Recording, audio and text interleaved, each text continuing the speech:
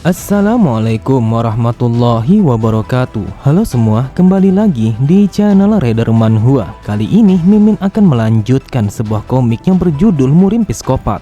Dan apabila kalian masih bingung dengan alur ceritanya, kalian bisa cek deskripsi atau langsung saja menuju playlist yang ada di halaman channel ini untuk memulainya dari part 1. Tanpa basa-basi lebih jauh, mari kita masuk di part 2.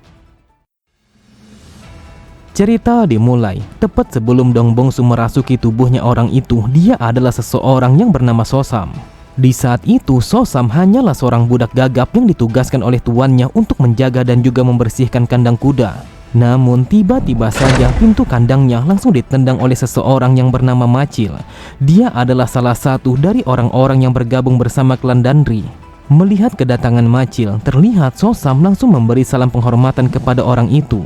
Lalu ia bertanya apa yang diinginkan oleh Macil.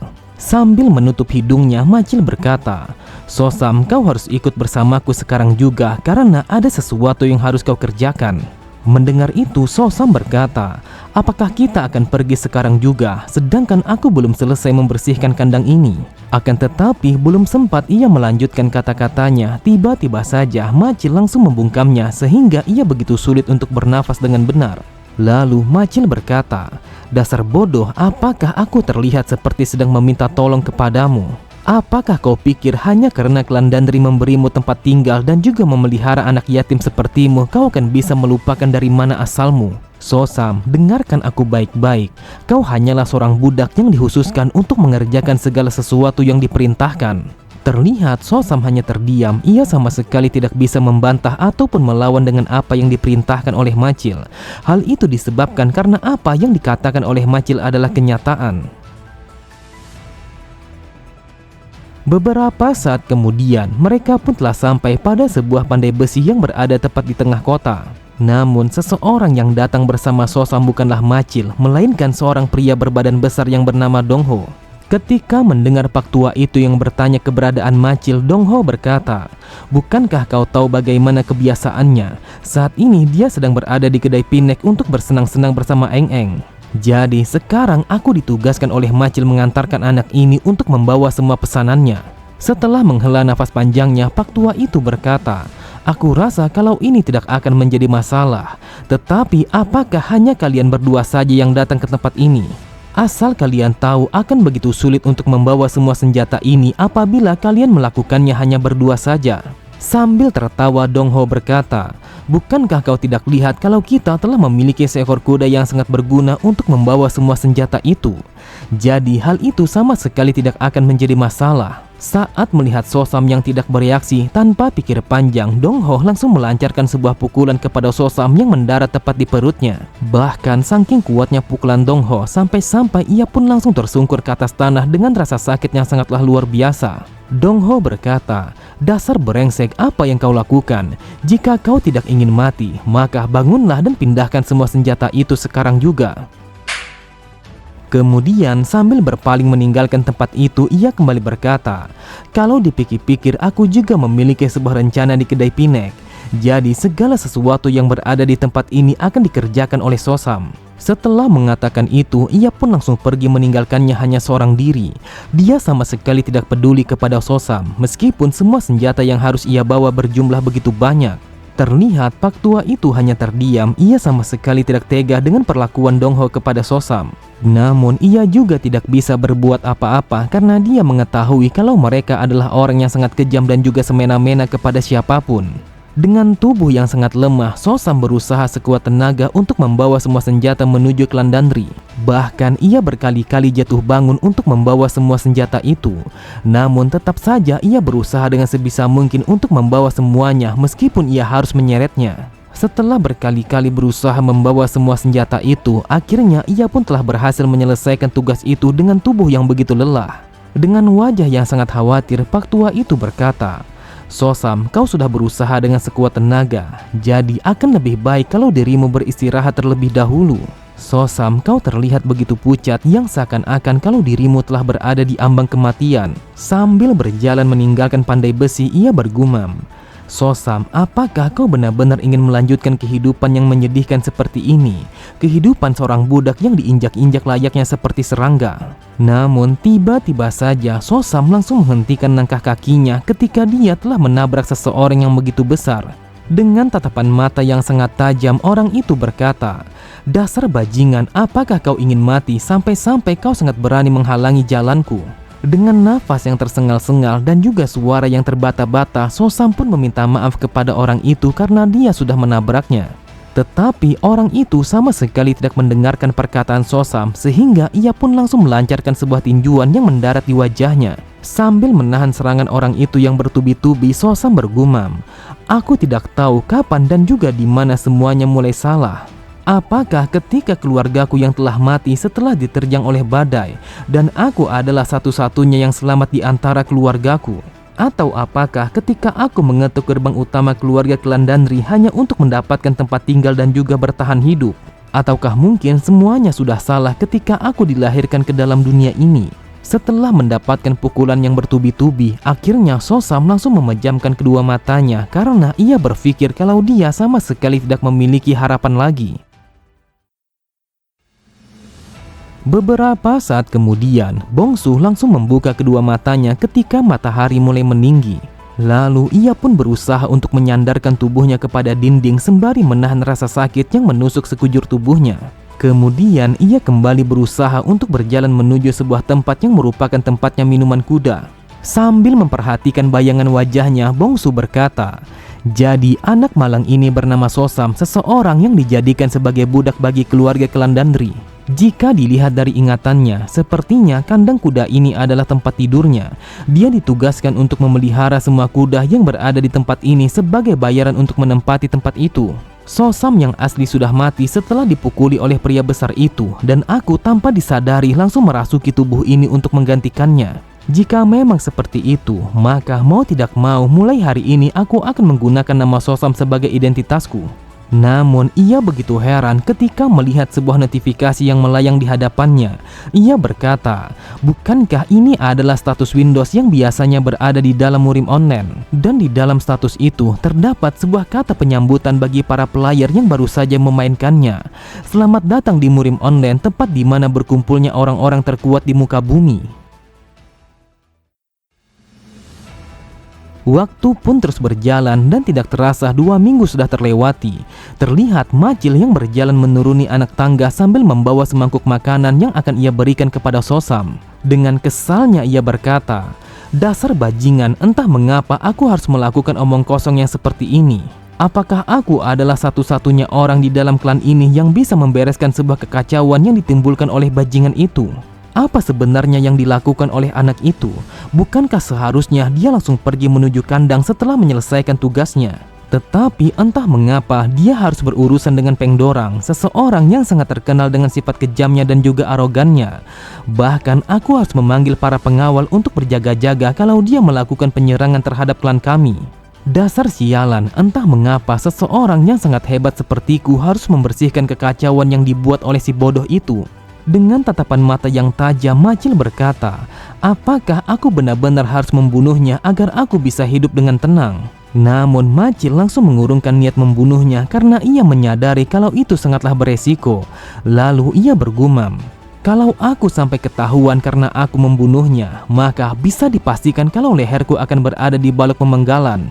Sesampainya di kandang kuda, tanpa pikir panjang, ia pun langsung melemparkan makanannya kepada Sosam yang masih duduk di tempatnya.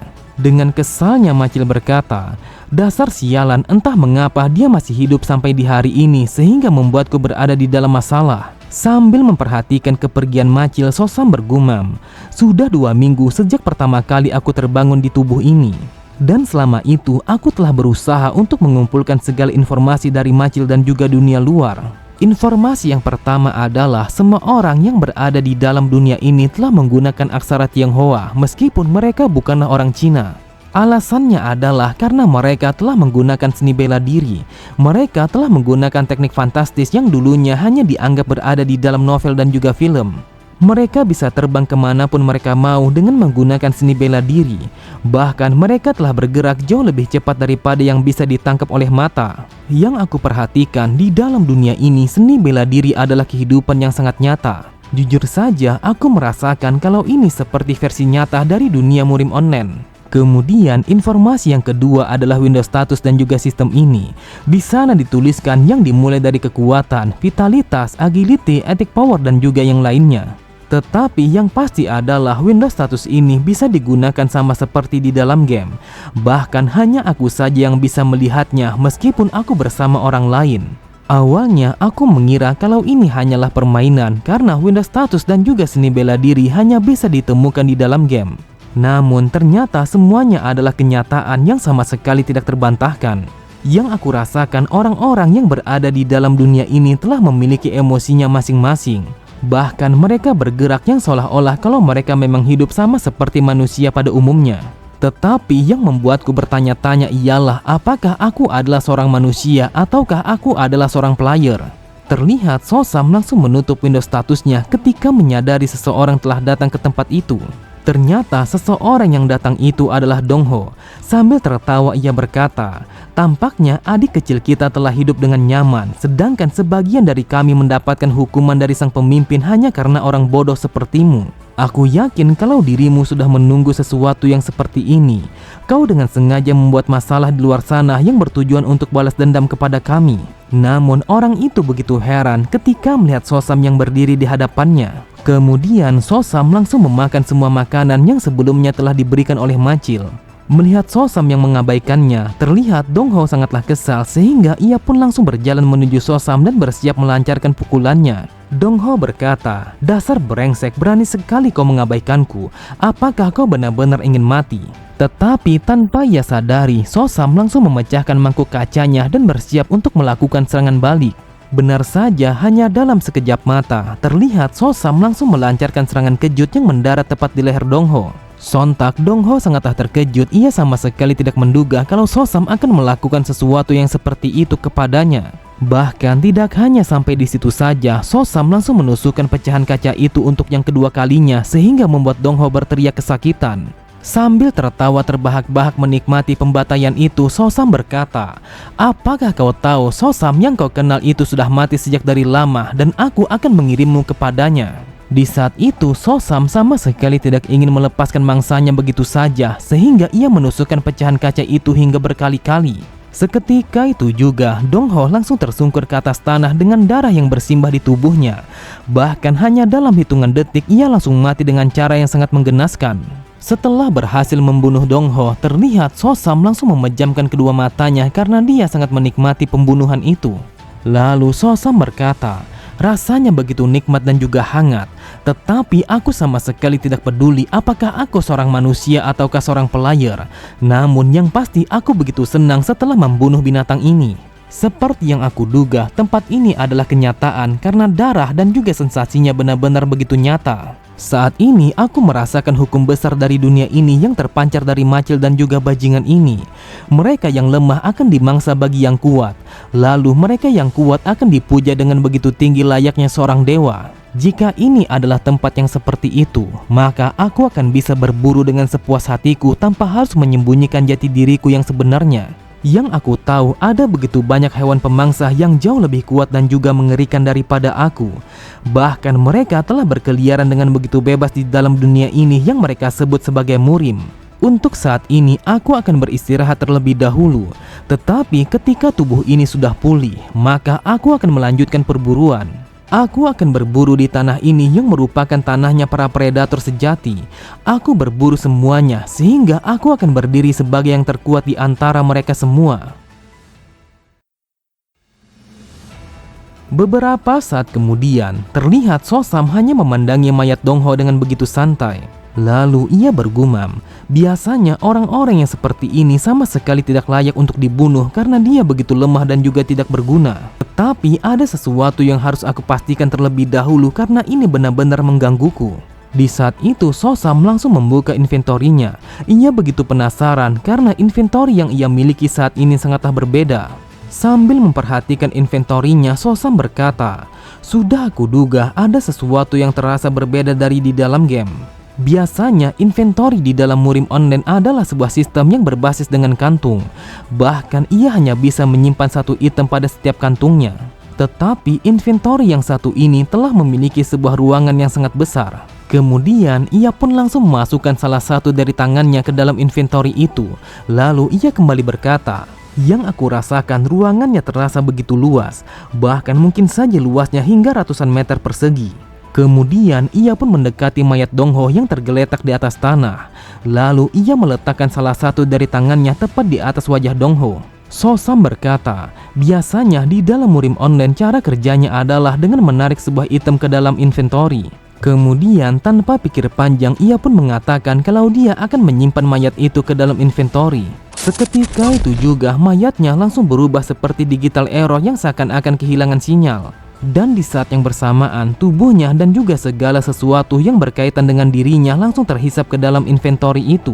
Dengan mata yang terbelalak, Sosam bergumam, bagaimana mungkin benda besar yang seperti ini telah menghilang hanya dalam sekejap mata? Karena ini adalah kemampuan yang sangatlah luar biasa, maka aku akan menggunakan kemampuan ini dengan sebaik mungkin. Di saat itu, Sosam berpikir apakah makhluk hidup akan bisa memasuki inventory itu. Dan juga ia berpikir setelah memasukkan makhluk hidup ke dalamnya, apakah mereka masih hidup ataukah tidak. Sambil menyeringai, Sosam kembali berkata, "Sepertinya aku harus bereksperimen lebih jauh agar aku bisa memahami segala sesuatu yang berada di dalam dunia ini."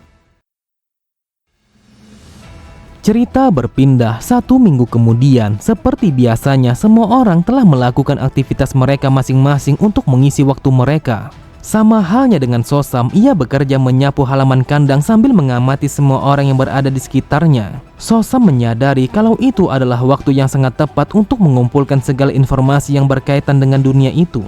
Bahkan ia sama sekali tidak melepaskan pandangannya dan juga pendengarannya terhadap kedua orang yang berada di sekitarnya karena ia menyadari kalau itu adalah informasi yang cukup berguna.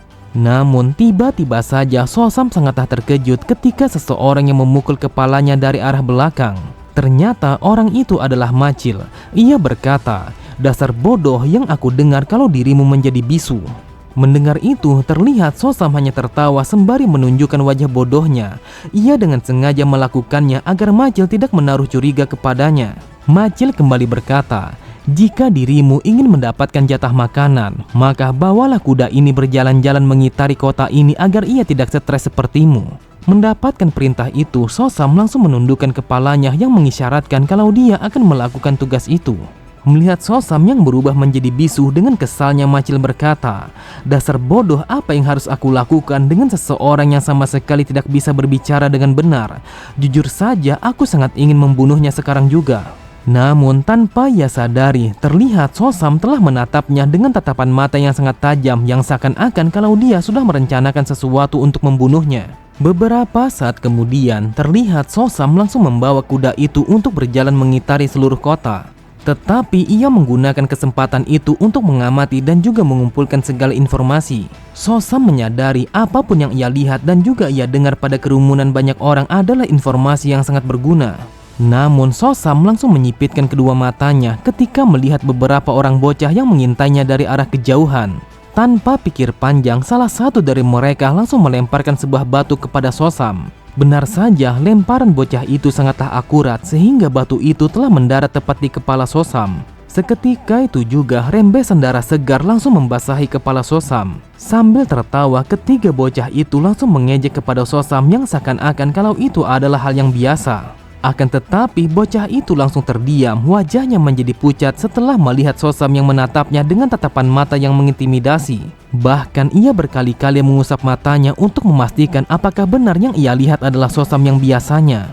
Karena Sosam tidak ingin berurusan dengan bocah-bocah yang tidak berguna, ia pun kembali menggunakan penampilan bodohnya untuk mengelabui mereka semua. Kemudian ia pun kembali berjalan menuntun kudanya untuk meninggalkan mereka semua. Namun lagi dan lagi ketiga bocah itu kembali melemparkan batu-batu kepada Sosam sembari tertawa terbahak-bahak. Tetapi tetap saja Sosam hanya berjalan dengan santai meskipun ada begitu banyak batu-batu yang menghujamnya dan juga melukainya. Cerita kembali berpindah. Pada keesokan harinya, terlihat Macil yang berjalan menuju sebuah gudang yang digunakan untuk menyimpan semua senjata keluarga Dandri. Macil berkata, seharusnya seseorang yang sepertiku tidak terjebak di dalam sana untuk membersihkan semua senjata. Tetapi aku bertanya-tanya, entah mengapa selama 1 minggu ini aku sama sekali tidak melihat Dongho. Apakah mungkin kalau dia sudah mati? Namun Macil begitu heran ketika melihat Sosam yang keluar dari dalam gudang penyimpanan senjata. Akan tetapi ia sangatlah terkejut ketika menyadari kalau semua senjata yang berada di dalam sana telah dibersihkan dengan begitu rapi. Melihat itu Macil berkata, "Sosam, apakah mungkin kau melakukan semua ini hanya untuk membantuku?" Sambil tertawa, Sosam langsung menganggukkan kepalanya yang mengisyaratkan kalau dia yang telah melakukannya. Melihat itu Macil bergumam, setelah pengalaman yang membuatnya hampir mati, anak ini telah berubah sepenuhnya. Aku sama sekali tidak menyangka kalau dia akan bekerja dengan sangat rajin. Bahkan dia melakukan segala sesuatu yang tidak disuruh kepadanya. Apakah anak ini akhirnya menjadi seorang manusia yang layak seperti manusia normal pada umumnya? Terlihat Sosam langsung mengambil sebuah kantung yang ia selipkan di balik bajunya. Lalu ia menyerahkan kantung itu kepada Macil. Tanpa pikir panjang, Macil langsung membuka kantung itu untuk memeriksa apa sebenarnya yang diberikan oleh Sosam. Sontak Macil sangatlah terkejut ketika menyadari kalau itu adalah kantung yang dipenuhi dengan kepingan uang logam. Sambil tertawa terbahak-bahak, Macil berkata, "Dasar bocah sialan, akhirnya kau sudah belajar bagaimana dunia ini telah bekerja. Hal ini sangatlah bagus. Jadi mulai dari sekarang kau harus bekerja seperti ini dan juga memberikan sejumlah uang kepadaku karena aku selama ini yang telah merawatmu." Setelah mengatakan itu, ia pun langsung pergi meninggalkan Sosam yang ia anggap sebagai orang bodoh. Di saat itu ia berpikir kalau dia akan menjadikan Sosam sebagai alat untuk mengumpulkan sejumlah uang.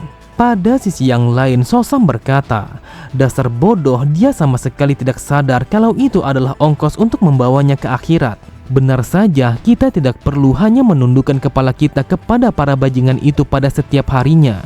Jadi aku berpikir kalau aku harus bersikap lebih fleksibel seperti ini kepada mereka." Sesampainya di hadapan kedai Pinek, Macil berkata, "Mari kita lihat apa yang harus aku lakukan karena kantongku sudah penuh. Daripada bersama Eng-Eng yang sudah membosankan, sepertinya aku akan mencoba untuk bersenang-senang bersama seorang wanita yang tercantik di dalam kedai ini." Melihat kedatangan Macil, sang pemilik berkata, "Apakah kau datang ke tempat ini untuk bersenang-senang bersama Eng-Eng?" Dengan santainya Macil berkata, "Aku datang ke tempat ini karena aku ingin bersenang-senang bersama Choseon." Terlihat sang pemilik sama sekali tidak menanggapinya karena ia menyadari kalau Macil sama sekali tidak sanggup untuk membayarnya. Namun sang pemilik langsung terdiam ketika melihat Macil yang memandangnya dengan tatapan mata yang penuh birahi. Ketika melihat sang pemilik yang menatapnya dengan tajam sambil menyerahkan sekantung uang, Macil berkata, "Dasar brengsek, apakah kau pikir kalau aku tidak sanggup untuk membayar wanita itu?" Setelah menerima sekantung uang sambil tertawa, sang pemilik berkata, "Jika dirimu mau menunggu di kamar ujung yang berada di lantai 2, maka aku akan membawakan wanita itu kepadamu." Beberapa saat kemudian, ia pun telah sampai pada sebuah ruangan yang sudah disediakan oleh sang pemilik. Tidak lama kemudian, terlihat seorang wanita cantik yang bernama Choseon langsung berjalan menghampiri Macil yang sudah menunggunya sejak dari tadi. Choseon, dia adalah wanita penghibur yang paling cantik dan juga sangat terkenal di dalam kedai Pinek. Siapapun yang ingin merasakan pelukannya, maka dia harus membayar dengan sejumlah uang yang sangat banyak. Terlihat Macil, dia sama sekali tidak sanggup untuk melepaskan pandangan birahinya kepada wanita itu sampai-sampai wajahnya menjadi merah. Dengan suara yang begitu lembut, Choseon berkata, "Wahai tuan muda, tolong izinkan wanita ini untuk melayani Anda dengan segenap jiwa." Tanpa pikir panjang, Macil langsung memeluknya dengan begitu erat karena dia sama sekali tidak sanggup untuk menahan birahinya. Namun tanpa ia sadari, terlihat sebuah mata yang dipenuhi oleh niat membunuh telah mengawasinya dari celah dinding. Ternyata seseorang yang mengawasinya dari balik celah itu adalah Sosam. Di saat itu Sosam sudah berencana untuk membunuh Macil ketika dia sedang bersenang-senang bersama wanita itu. Oke semua, cukup sampai di sini dulu pembahasan alur cerita kita. Sampai jumpa di video selanjutnya. Wassalamualaikum warahmatullahi wabarakatuh.